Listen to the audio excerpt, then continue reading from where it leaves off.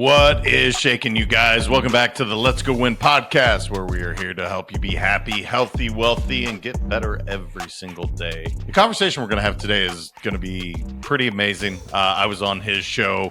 This guy is dynamic. He has led quite an interesting life. He's crushed it in business. He's a really straightforward, authentic person that I so enjoyed being around. Drewbie Wilson embodies excellence in every aspect of his life. He transformed himself from over 300 pounds to a beacon of health without resorting to gimmicks.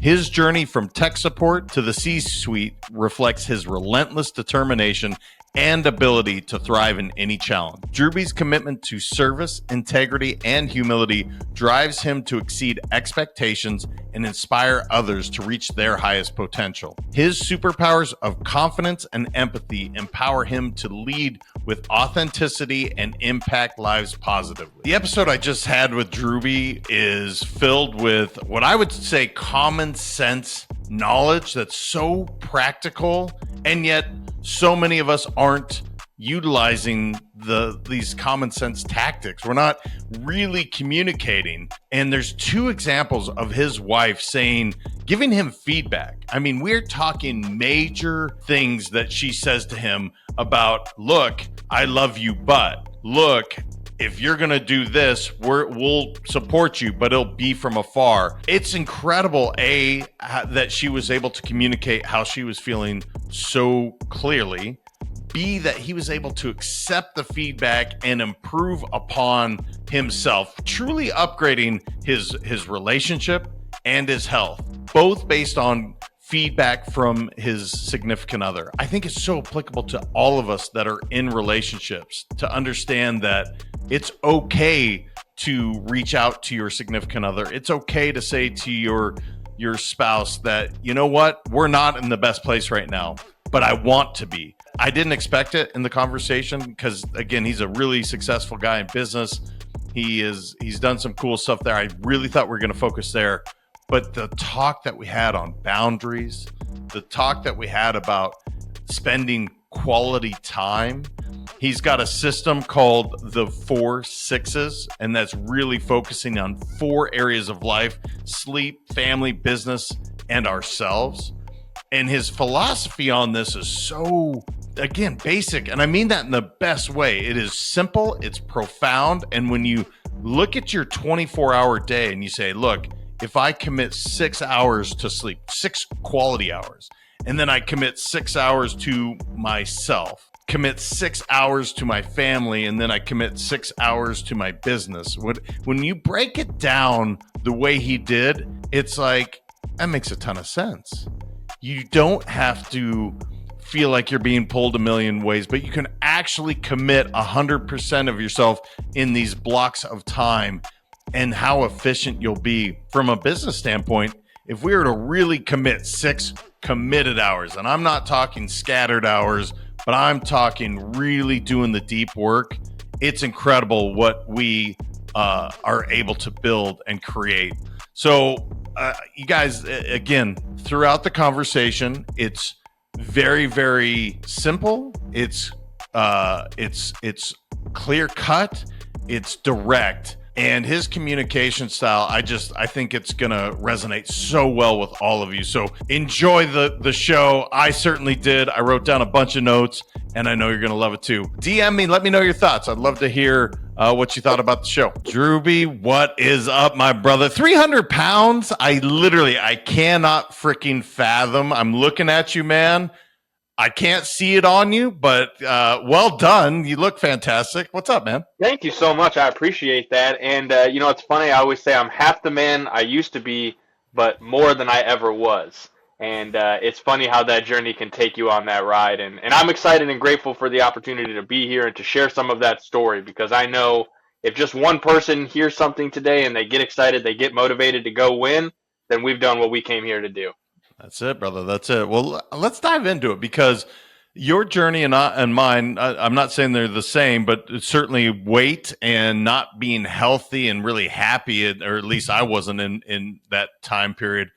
What was kind of the catalyst for you to say, all right, this isn't working. It's time for me to get back to to being me, like the true amazing Drewbie? Not that you weren't amazing at 300, but you probably weren't functioning at the highest level that you could have been. Let's be honest. At 300 pounds, I was not functioning at a very high level in anything, even though mentally I thought I was the bee's knees. And I imagine that's part of what got me there, was that stubbornness and that belief that I could do whatever I want, whenever I want, and get away with it. And, the universe, life has a funny way of reminding us that we don't make those choices. We have to make better choices so that we can really step into that life. And what really hit me the hardest, my wife came to me at one point, and God love her. She says, "Hey, honey, I love you. You're amazing. You're wonderful. We have a great life. Our son was just born not too long ago. And also, neither one of us are in the best shape, and I'm not 100% attracted to you the way that I used to be. And I still love you. However, this is a thing." And man, it was a gut punch, brother. Like, hold on a second now. But I had to realize that's the truth, because I hadn't been fulfilling my duty of showing up and putting in the work and being the best version of myself. And that gut punch is a reality check, because ultimately, further on down in life, I would have someone who asked me, "Hey man, how would it feel to be successful, to be making the money that you're making, and then to all of a sudden blink and now you're in heaven looking down, and some other asshole is in bed with your wife, raising your son with your life insurance money because you didn't make the time to put yourself first and be healthy." And golly, you don't like having these hard conversations, but one thing I've really embraced the last few years is those hard conversations are what allow you to step into the person you're supposed to be, that you were put on this planet to be. Yeah, man, what a powerful statement from your wife to be like, "Look, I'm just going to be straight away honest with you. Like, I love you, but not finding you attractive, or as attractive as you could be." I mean, it's honestly, it's one of the greatest gifts she could have given you. How did you receive it in the moment, brother? Were you like, "Yep," or did it take you a minute to process? Because I talk about feedback all the time. I love it, but it doesn't mean it didn't hurt in the moment. It doesn't mean that I'm like, "Yeah, thanks for letting me know I'm a fat ass right now." How did you take it, brother, when it first came across to you? I was on my journey, had just kind of gotten into personal development. So I had kind of heard a quote that was probably somewhere, you probably even said it yourself, but you can see it as two things. You can see it as feedback, or you can see it as criticism. And in that moment, I'm going to be real, it was criticism. Because I'm like, well, what the heck? I'm working, I'm here, I'm taking care of you, I'm here for the baby. I could be out drinking, I could be out doing all these other things that other not good men are doing, but I'm not. And so for you to come at me like that, it was criticism in my eyes.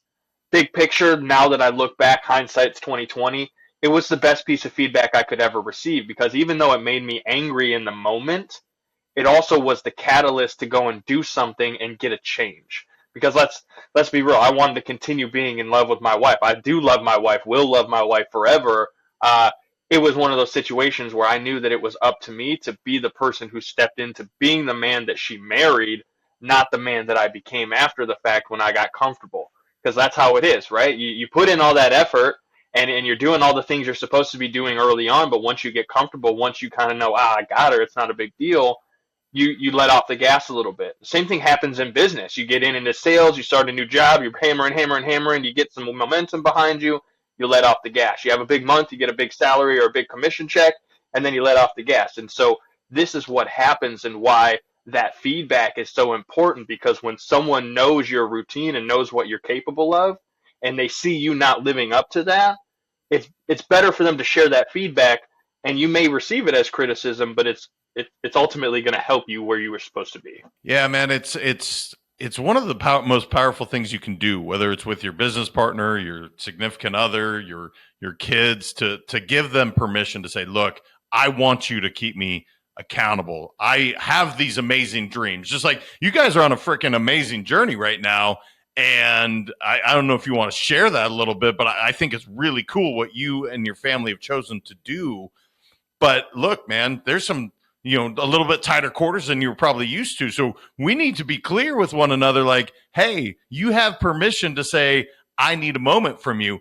I just have to imagine, I'm guessing a little bit here, but I imagine that's how you've structured this to allow this journey that you're on to be a successful one and to be as fruitful as it can be. let's crack that egg wide open. So let's share it with the people who are spending some time with us today, because I think they're going to get something from this. This is a conversation my wife and I had for the last 3 years. So in 2021, a guy I was mentoring with, he said, Drewbie, I need you to do me a favor. I need you to go and sit down, and I want you to write out, what does your perfect day look like? Like, not you hit the lottery and you have unlimited money and you can just do anything and everything with no consequences. But if you just woke up every day and you lived a great, perfect day, what would that look like? And give me a work day and a day off. Because let's be honest, I'm not in a position where I've got unlimited funds, so I got to work.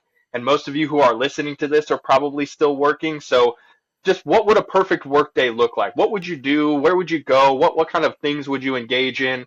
And then on a day off, same question. Who would you spend time with? Where would you go? What would be important to you? What kind of feelings would you want to have? And get very clear on that. When I did that exercise, part of it was for me and my wife to wake up in a multitude of different locations, sometimes in the woods, sometimes near a beach, sometimes in like a downtown loft, because we like to travel. We like new experiences.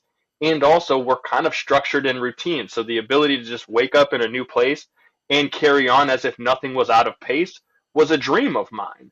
Fast forward 3 years, I had been with a company for about 6 years, working in a C-suite position, making a multi six-figure salary, and had done some traveling. My wife and I had bought a camper. My 8-year-old son and our whole family, we went and we journeyed all across the country, and we realized this is what we love.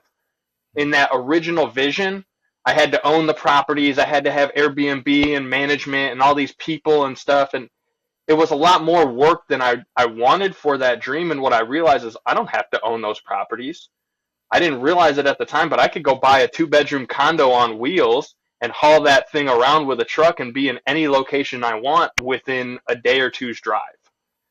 And so my family, literally this weekend, as we're recording this, moved ourselves out of our $600,000 home into I think the square footage is somewhere around 400. So we went from a 2,000 square foot home in suburbia to a 400 square foot fifth wheel trailer that we're going to travel around the country for the next year, couple of years in, so that my son and our family can go and experience history and the United States without having to go to YouTube. We're going to go to the sites. We're going to actually go and be a part of what happened there and embrace that energy and learn. Because in my opinion, and this is just me and our family, but my son will get a better education going and actually growing up in the real world than he ever would spending 6 to 8 hours a day in a classroom. That's just me, but I know that he will learn more actually living his life than just following the routine set by somebody else. So that's what we're up to. We're moving in and we're on the road. Man, that's awesome. Yeah, I mean, look, I don't think anybody's going to argue with the fact that seeing the world, experiencing the world is a bad thing. I mean, experience is so valuable, and I'm imagining some form of homeschool is what I'll call it, but it's not like he's stopping his schooling. He's doing the real world plus getting this. I mean, it's honestly, it's a kid's dream. Assuming that, you know what, again, 400 square feet, it's going to be tight at times, but hey, there's Mount Rushmore. Go play on it. Go have some fun. You know what I mean? I just, what a cool adventure for you guys. You know, you mentioned something I'm really curious on. You mentioned if I had unlimited funds. I have this conversation with my wife often. I don't ever foresee a day where I won't work. And here's why. I freaking love it. I absolutely get driven and fired up. And there's been times when I've sold companies where I've had some off time, and JM with idle hands, not ideal, brother. So I don't know. What's your stance on this? Are you able to ever say, yeah, man, I could really retire, or is work kind of something that drives you? Work is a driver for me. And it was a really hard realization, because at one point in the journey, I've mentioned my wonderful wife and her amazing feedback. You know, Christmas Eve of 2019, she handed me her wedding ring back and said, "Hey, listen, man, I love you, but you've made all these changes, but now you're married to the job, and your family's over here wondering if we're ever going to get to see you again. And if you want to go and be successful and have a career, like, we will support you for that, but we're going to do it from afar, because that's not the journey that we want." And so, will I ever stop working? Absolutely not. I love work. It's the thing of fixing things, solving problems, like looking at puzzles and figuring it out. That's what like, I love that kind of stuff. And also, I recognize that in making the decision to get married and to have a son, I've put myself in a responsibility and a duty to fulfill on those roles as well. I can't shirk that role just because I've changed who I am or what I think is interesting over time. Now I have to blend those things in together and understand that where I spend my time, who I spend it with, and what I spend it on is ultimately going to create the life that I want. And so if I want to be able to work and I want to be able to have a great relationship with my wife and my son, and I want to be able to have time for myself to have hobbies to go and walk or read or whatever it is that you are into as a listener, like you have your life that you want, I can have all of that if I'm willing to be intentional about where I spend my time, what I spend it on, and who I spend it with. At that point, it's just decision making. And so that was the thing of like getting that clarity and deciding, okay, cool, I can work every day. I can hang out with my family every day, and I can still have some time for me every single day. It was a game changer. And that's where I kind of developed my 4 6s strategy, which we go into that. But that's my mindset around like I'm never going to retire. I'm just going to create a lifestyle where I can work in a way that allows me to work and be fulfilled and also have everything else that I want. Yeah, man, let's get into your strategy. The reason I ask is because obviously your wife has been a significant driver of, hey, check out, this is happening. We need to reassess. Like, it sounds like a strong, really, really amazing woman, which is awesome for you. Not everyone has that support at home. So Sure. finding that work-life harmony, I think is so, and I use harmony so much more. I used to say balance. In fact, even on my website, I think it's work-life balance, but I really have fallen on the word of harmony because I love that. sometimes it's a little out of balance, right? You're going to be working a little bit more this season, but that doesn't mean you don't take care of your needs and your family and everything that you need to do. So with all that being said, talk to me about this strategy, brother, because obviously your wife is checking you, which is amazing. But also you've clearly said, okay, I don't want her coming to me with the wedding ring or saying I don't love you. Like, so you've developed something to say, hey, Drewbie, let's check in on this so we have that harmony. Yeah, absolutely. I appreciate you giving me the chance to share on this, Jam, because this has been, to me, I think what really helped personally and professionally fast forward my momentum and success. So, a couple things to think about here. A, there's 24 hours in a day. We can all agree on that. Like, we could argue it however you want, but like 99.99% of us are going to say there's 24 hours in a day. And we also can agree that there are some areas of life that are very, very important. And to me, there's 4 of them. Sleep is number 1. You have to sleep. Your body has to rest. It has to recharge. If you've ever been on a bender for 48 to 72 hours, you know at a certain point it ain't a good look and you cannot, it's just not a good thing. So don't do that. You have to sleep. Then you have your family, because almost everyone who is on a podcast listening to this or business wise, like they're doing it for their legacy, whether it's your family that you're married to, your spouse, your kids, maybe you're not married, but it's someone that's important to you, your relationships. There are people you care about, and most of us are operating with them first. Then we have our business, because most of us have to work and most of us enjoy work. So there's nothing wrong with that, but being understanding of this is an important thing for me every day. And then we put ourselves last, which to me is the funniest thing, because if you've ever been on an airplane, the first thing they tell you during the safety briefing is, in the event of an emergency, put your own oxygen mask on first, or you become a burden to everyone around you. Because if you can't breathe and you pass out, well, guess what? Now you're like, other people are having to deal with that. And so it's interesting how many people run around through their life and they put themselves last, right? That analogy of, hey, what if I snapped and now you're looking down and you're dead because you didn't make the time to be healthy and to make better decisions? Well, that sucks. I don't want to do that. So why am I not making the time to go and move my body? Well, I can't get to the gym. There's a million excuses people use, JM, but the truth is you can get up and you can go walk your neighborhood. You know how much value there is in just taking a 3-mile walk? It should take you somewhere between 45 and 60 minutes. Can you carve that amount of time to go walk around your neighborhood? Because if you can do that for the next 60 to 90 days, you'll be healthier than you've ever been. Just doing that. But people still make the excuse that they don't have time. Well, let's look at it this way. If you know time is money, that's the quote we all know growing up, right? Well, what is your time actually worth? That was a question that someone asked me along the way. I was kind of selling insurance and I started this little marketing company on the side. So if you're listening to this and you got a main thing and a side thing that you're doing and you're trying to figure out, do I stay in the main thing? Do I do the side thing? Here's the question you ask yourself. What is your time worth? And here's how you figure it out. You look at everything that you made last year, right? All the money that you made from your main gig, whatever you made in your side hustle. If you got one of those websites that we don't talk about, but you make money from as an accountant or whatever, like, I don't care. I'm not judging you. Whatever you made last year, pile that all together in a big number and then divide it by 2,000. Because if you were an average person, which you're not because you're here listening to this show, so you're not average as it is, but if you were, you'd work 40 hours a week, 50 weeks a year, and you'd take a 2-week vacation, which means you'd work 2,000 hours in a year. So if you made, let's say, 100 grand last year, and you worked 2,000 hours, your time's worth $50 an hour. JM, that's not terrible. For some people, that might be like, I'd love to make that much money. Okay, cool. But here's what we know. You can't make more unless you work more or you increase your skill set. That's the point. Like, that's kind of the way it is. And you can't buy time. You can't win it in a poker tournament. You're not getting a card full of it on your birthday. So if you know your time is only worth $50 an hour, let's say, and I'm now your boss, or I throw my hood up and I get my scythe and I'm deaf and I knock on your door and say, guess what? You got 24 hours left to live. Here's $50. Come with me.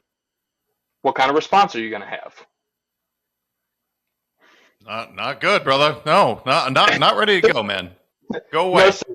I don't think so. You can keep your $50. I got more important things to deal with right now because I only got 24 hours left to live. So I know my time is valuable. It's important. And yet, people still operate as if they have an unlimited amount of time. I'll get to that next week. I'll do that thing when I've lost the weight, when I've made the money, when I've accomplished XYZ goal that I'm never really putting any effort into achieving, which is why I keep saying that I'll do it when, because I know I'm never going to have to do it. But if you know your time is worth that, and you recognize that your time is valuable, what if you started being more intentional with where you spent that time? So going back to, there's 24 hours in a day. There's 4 areas of life that are very important. 24 divided by 4 gives us 6 hours. So if I spent 6 hours focused on a project, or better yet, I spent 6 hours in bed, lounging with my wife, getting to enjoy some special time, we can do a lot of things in 6 hours. I mean, 6 hours in bed with your spouse, like, what are you going to do with the other 5 hours and 59 minutes? Right? Like, so now that we realize that, though, think about if you went into every day saying, hey, I'm going to spend 6 hours focused on my business. I'm going to spend 6 hours focused on my family, but I'm also going to spend 6 hours focused on me, being healthy, developing my mind, improving my skill set so that in the marketplace, my value continues to rise. Because time is the one thing I can't get more of. I can increase my skill set. I can increase, my circle, the people that I spend my time with, but I cannot get more of that time. So what am I going to do with it on a daily basis? If you're 6 hours of intentional every day in those 3 areas, and then you get 6 hours of sleep, I promise you're going to be living a much better life. But you got to be intentional from the get. Yeah, man, I've actually not heard it broken down this way. I have a ton of questions, but the one thing that I'm thinking as you're talking about, I'm like, all right, cool. So he clearly made that shift, prioritize sleep. I'm guessing early in your career, sleep was one of those, man, we're just going to grind in 3 or 4 hours. If you were like me, I was a freaking moron. I would literally sleep 2, 3, 4 hours thinking that was the way to do it. Terrible, terrible idea, by the way, because you can never get that back. But what I was thinking as you're talking about it is you said the word intentional. I think this is so important because often people are at their business longer, and I'm using air quotes if you're not looking, they're longer at the business than 6 hours, but it's not quality. So we're clear. Talk to me about you said the word intention and being intentional. This is where I think everyone can really grow, including myself. And I coach on this, but I even found myself today getting grabbed by this phone call, And every time we do that, it's taking away from your formula, I'm guessing. Can you talk to me a little bit about that? Because whether it's deep work or really both family and business are the two where I find myself being a little bit pulled, and where if I gave 6 full committed hours to my business, holy shit, brother, that thing is growing like crazy. So what do you do to kind of offset the distractions or really get into that work, or do you? I don't know. No, that's a great question. And I'm going to be straight with you. I'm not perfect. This is something that I continue to work on every day. And also, it's something that I know if I'm intentional about, it gets me results. And so it comes back to building boundaries. One of the things that 99% of us are really bad about doing is saying no. No is a complete answer. No is a full sentence. No is an acceptable response to questions. You can say no. I'm giving you permission on this call to say no.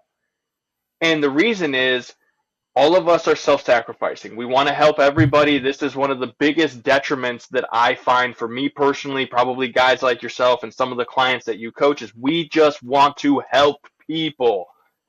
And so we find that when someone pops up and they need help, we want to do that. And what happens is that we become givers to the point that we have nothing left to give because all of our time has been spent giving and helping others who didn't actually need that help. They just didn't want to go the extra mile to do it themselves.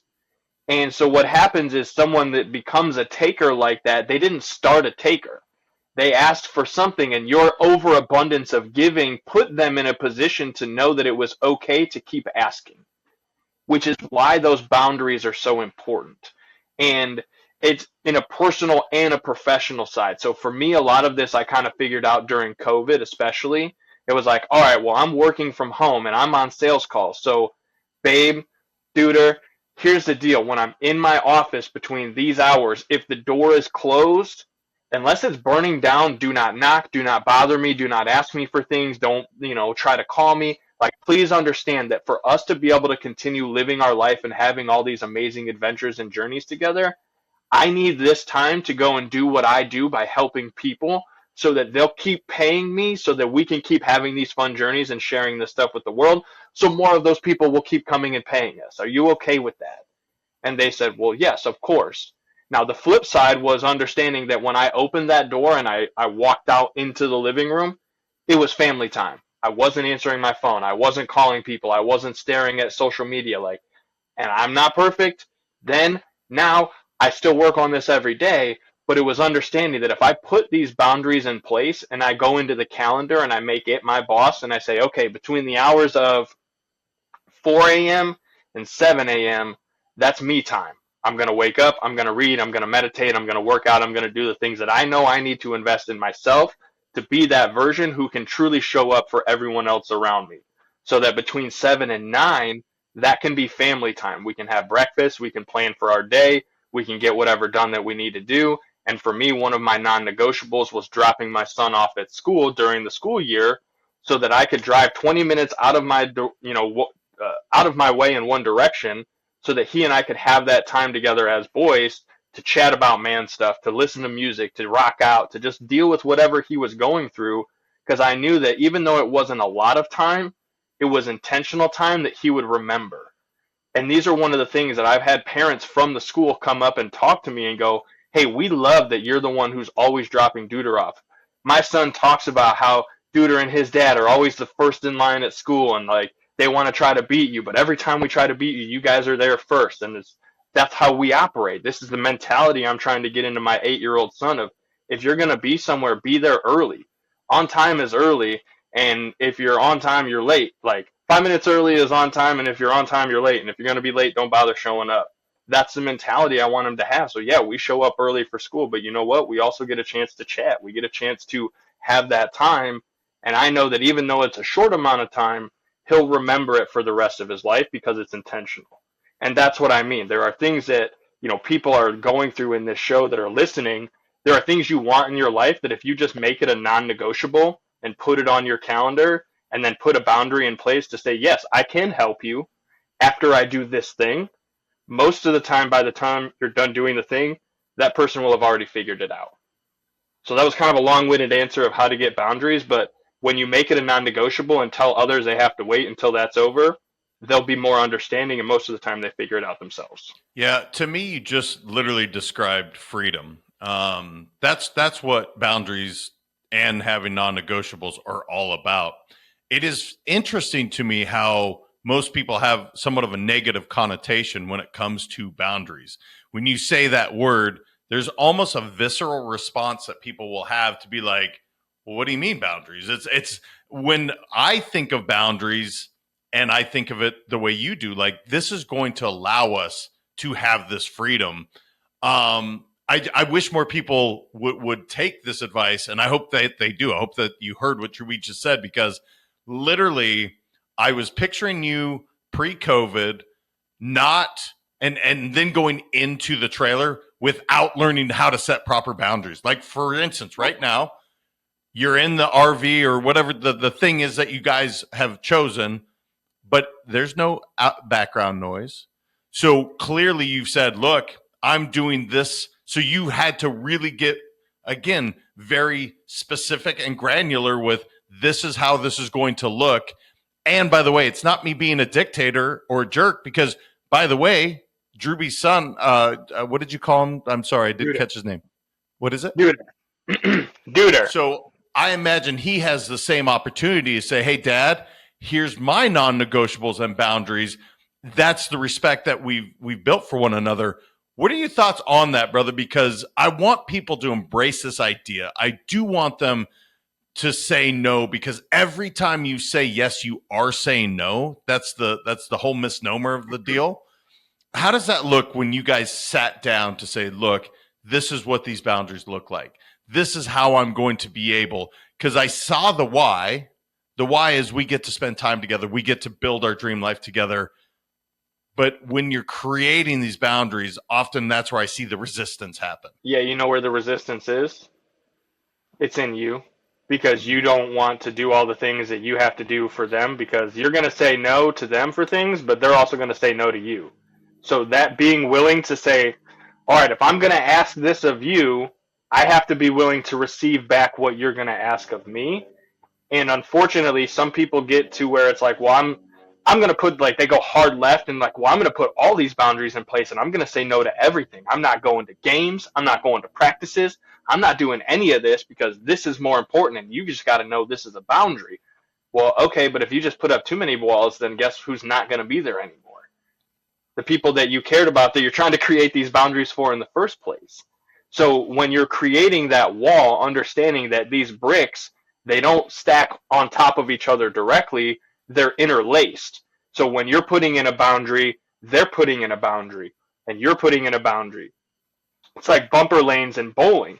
You don't just put up one bumper lane, you put them up on both sides. And so that's where the relationship side of that is so important, and being willing to just be raw and communicate to get clarity on where those boundaries are. Because if I'm just running and I know where my boundaries are, but I don't know where yours are, it's going to be easy for me to consistently step over that boundary. And then at some point, you being a giver, you're going to give and give and give and give until you have nothing left, and you're going to blow up. And I'm going to go, well, I don't understand. And you're going to go, well, what do you mean you don't understand? You should have known this. It's like, what? But you didn't set clear boundaries. You didn't set those expectations, and neither one of us were clear, which is why it happened. So getting very raw and real about what you want and don't want, and being willing to say those things, that's the part most people get hung up on, because they want to tell others what they don't want from them, but they don't want to accept the things that they have to accept for themselves. Hopefully that made sense. Yeah, it makes sense. Before we leave this subject, your communication style seems extremely open, direct. Obviously, the way your wife has communicated with you is very direct, which I think would save millions of marriages if people would actually say how they felt. That's what I've never met your wife, but what I've heard in this conversation is, look, if something's on her heart and on her mind, she cares enough about this relationship to say it. What does that communication style look like within both family and then business? And is it different, brother, or do you kind of operate with this, I call it, it sounds like radical transparency to use Ray Dalio's term, but that's what I'm really hearing is that's how you guys operate. Let me first phrase this. We did not always operate that way. We were very inferential for a long time where we would just kind of say things and just assume that they knew what we were saying. But I'm not a mind reader, JM. I don't know if you can read minds, or maybe you have some kind of skill set that like I didn't get when I was getting my man card. That's not how it works. So the best thing that we ever did from a communication standpoint, there's two things. One, like I said, when she handed me her wedding ring back, like getting clear about, oh shit, I thought we were communicating, but obviously not. That was really important. But we also sat down and we read the five love languages together. So I don't remember what the guy, Dave Chuckman or something like that, Google it, but the five love languages. If you're in a relationship or you want to be in a relationship that you truly care about, I cannot encourage you enough to go read that book. Understanding how people communicate, not just verbally, but as a whole, is what will make you a truly great human being, both personally and professionally. Because when you start understanding the different nuances of these love languages, and I won't go into it because I'm not an expert, but I've read the book like 7 times, and I keep reading it because I learn something new every time, is understanding that what you see as something as a gift, like, could be a simple, hey, you're doing a great job, right? Words of affirmation. You're doing an amazing job. You look awesome. I can't believe how proud you make me. Well, all right, that makes me feel good. I'm a words of affirmation person. However, if you're more of like, I want acts of service, I can tell you how beautiful you are all day long, but you don't care because what you really want me to do is go wash the dishes. Because if you had that 15 minutes back to yourself instead of having to wash the dishes, you could go do your nails and you could do the thing that actually makes you feel beautiful. Well, this whole time I'm trying to give you the thing that you want to be beautiful, to make you have that feeling, but I'm not communicating it in the way that you receive it. And so it's never received. So again, I'm not the expert, but I would say if you're in a relationship or want a better relationship, go get that book. And what my wife and I did is I read a chapter to her. She read a chapter to me. Just like in grade school, we went all the way back to the basics. And by the end of that book, we had shed a whole lot of tears. But as we were reading it, we would start going, oh shit. It would just hit different because we'd be reading it to the person. And as we're reading it, it's processing and going, oh, I get it now. I'm communicating the thing that I wanted, but I couldn't actually communicate to you because I know how to explain it. And so that was the big game changer for us. And then, I mean, as a sales professional, I've studied all kinds of different psychology and marketing. So the communication standpoint to me has been a big part of what helped me become successful. So I'm guessing, in a sense, it has also helped me at home communicating with my wife and my son as well. Yeah, no, I mean, the book's brilliant. Look, anybody, if you haven't read it, please do, because I didn't know exactly what my wife wanted. That was the truth. And that was 7 years in till I actually, hers is acts of service, right? Hers is gift giving. She has 2. Mine is the opposite. Mine is words of affirmation and touch, right? And that's not the word. Yeah, that's most men, by the way. That's the majority of us.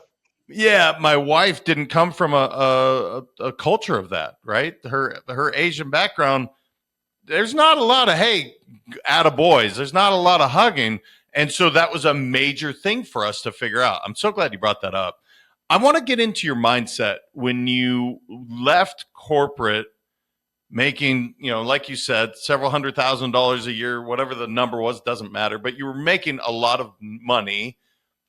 Obviously, a lot of times that's kind of that cush position. What led you to say, you know what? There's something different for me. There's something more that I want, and I'm going to go explore it. Because often I see people where they have that cush position or that but that, man, that's a lot to give up, man, Drewbie. I can't do that. I can't really go pursue my dreams, brother. I do have a son to take care of. I do have a wife to take. I can't do what you did. Tell me about your mindset when you made this leap, this jump, this whatever decision you made, and how you did communicate that with your team at home to say, hey, guys, this is what I'm looking to do. I want to make sure you're on board because it's not just a decision for you, it's a decision for the family as a whole. Yeah, so this decision that I made from, leaving corporate to where I'm at now was about 6 months ago at this recording. And when I think back 6 years ago, I walked away from making $35,000 a year, which I thought was the most I'd ever make because I barely graduated high school. I was a drug dealer growing up, so the odds of me going to being in prison or being dead were pretty dang good. So when I went legit and I was making 40 grand a year, I was like, well, this is pretty solid. And then when I walked away from that, I went, shit, man, I'm literally leaving the best thing that could ever happen to me. Like, this is like the best it ever is. Am I crazy? Am I making a stupid decision? And within 6 years, I went to making 10 to 12 times what I had been making there. And so when it came time to make this decision of like, well, shit, I left where I was because I wanted what I have now, but guess what? I still don't feel all the way fulfilled. I still feel drawn to this next version of myself because, during that journey, making lots of money, getting to multiple six figures, going on jet trips and having all the things and the what have yous that go along with that, that was great. And I still didn't have the fulfillment that I was looking when I walked away from the $40,000 a year job thinking that the money was going to be the thing. Now, don't get me wrong. I want to make the money because I know the money is the tool or the resource that I can use to go do the things that bring me joy by giving back to people, going on journeys, and being able to spend time on a podcast like this where we're not getting paid to do this. If you're like me, I know you're spending a lot more money than you make doing a podcast like this because you truly just want to give back and to help people. So for us to be in a position to do so, it's a willingness to say that I know that my skill set, my time, and my energy can be invested, and that when I go and spend my time focused and working, it's going to generate the result that I want. And so the mindset shift this time around was more so, hey, we know what we want. As a whole, our family is 10 times, 100 times better than we were when I walked away from that job there, which we thought was the best it would ever be. So confidently, we can say, no matter what happens, as long as we're together, we're going to figure it out. Because we've had ups, we've had downs. I've had years where I made a lot of money. I've had years where I didn't make as much money. But guess what I still had at the end of the year? The people that I loved and cared about. The support from people who I took the time to pour into along the way, who popped back up because at some point in their journey when they were struggling, I was there for them. And when I'm going through my season and I needed a jacket or a whatever, they're there for me. And that's what you can build with the intentionality. And when you're really focused on being a great person at home, it exemplifies into the marketplace and they see that and they go, well, not only is he a great business owner, he's smart, he's savvy, he's helped me with that, but he's also a good man. So how can I help them? How can I pour back into them and send that energy? And even if it's never doing business with me, just them pouring that energy into the universe puts me in a position to keep receiving and to keep growing. And that's the mindset that I've developed, is just knowing that if I do good, good things are going to keep happening, and I just got to trust the process. That's powerful, man. Yeah, two of your superpowers that I mentioned in the intro, confidence and empathy. It's two of the three absolute must-haves. We're talking non-negotiables earlier. When it comes to leadership, when I see incredible leaders, confidence, empathy, and the other one we've talked a ton about, communication, they're really important. My question would be, can we develop more of it? I will say, for me, okay, good. Being empathetic does not come natural to me. Not even a little bit. And it's something that I've had to continue. You talked about being intentional, really working on it. And early in my leadership career, I certainly was not, man. I was just results, drive. And it didn't matter, man, who I stepped on or stepped over to get there. We were going to get the damn job done. And then I realized, wow, that's a really shitty way to go about this. And I've worked on my empathy. But so you immediately say, yes, we can grow it. Talk to me about growing. Let's start with empathy, if you could, because that's the one I'm always focused and interested in, because I can gain more of that. How can we grow that, brother? What's some tangible ways that we can go about doing a better job of being empathetic? So let's start with the leadership side of it, right? That's kind of what you led in with. And first of all, I was going to say that I reject that for you because I believe, Jam, that you are very empathetic.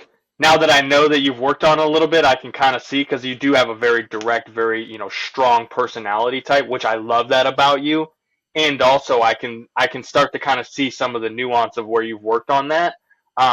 Where I think it's important and how we can all continue to develop it is, let's say you have someone on your team that you're developing, that you're training, that you're growing. And my wife did this to me the other day. That's why I'm going to share this. She's my muse, by the way. So if you didn't already figure that out, like, I'm a smart guy, but my wife is the brains behind the operation. So just hear me out.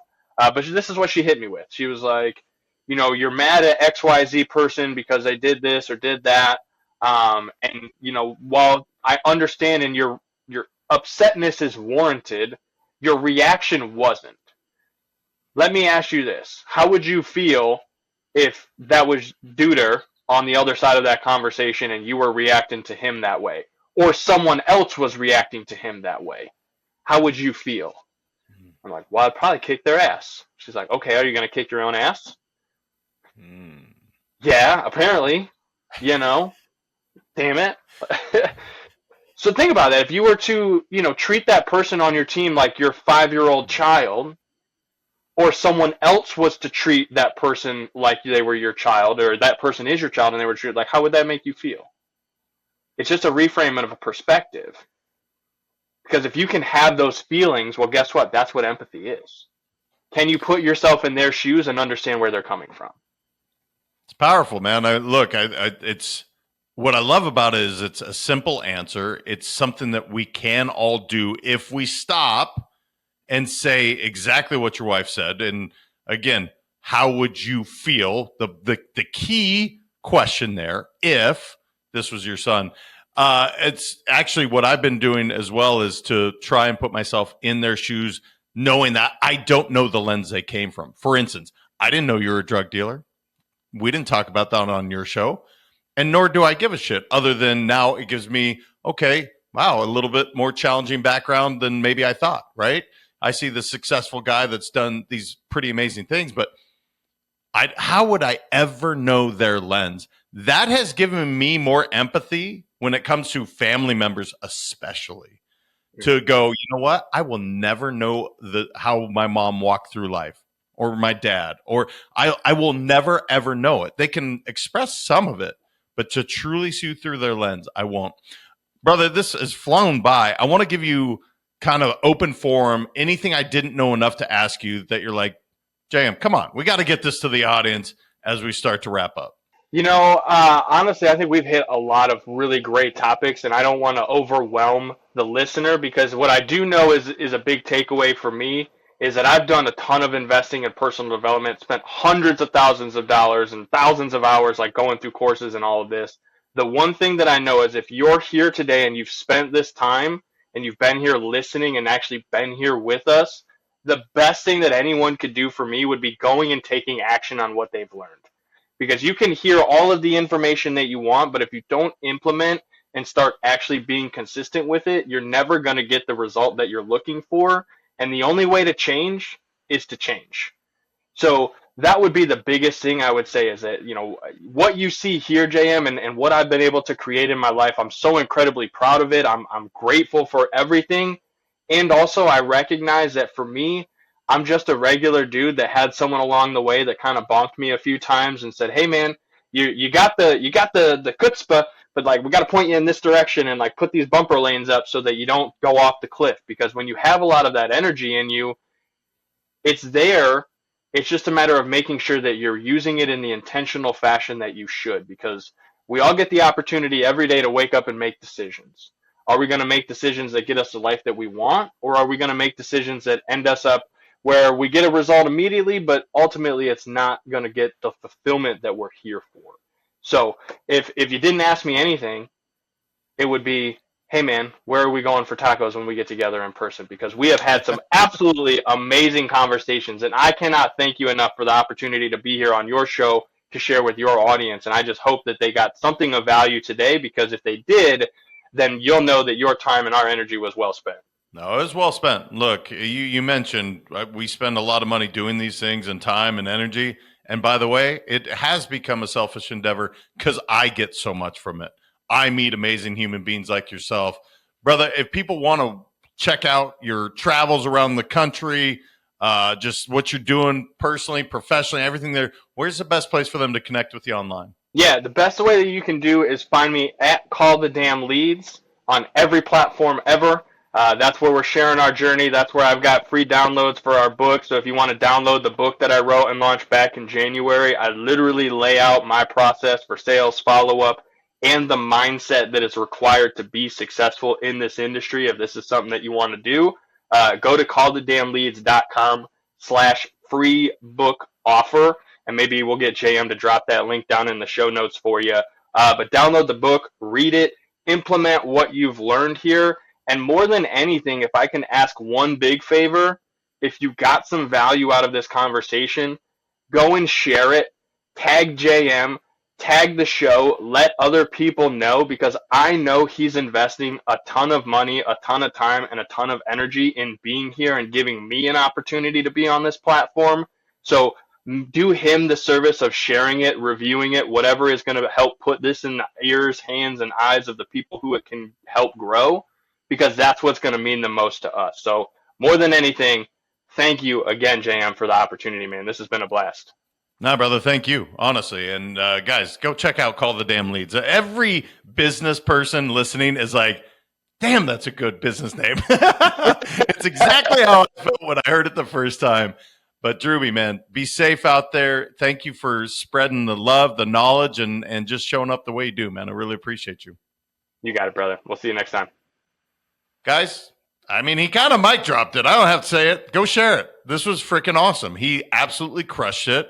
He's leading a life by design, by purpose, and literally his dreams are coming true because he is taking action. I loved what he said. Go take action. Share this with someone. And until next time, remember, your mindset matters. I appreciate all you guys so very much. We'll talk soon.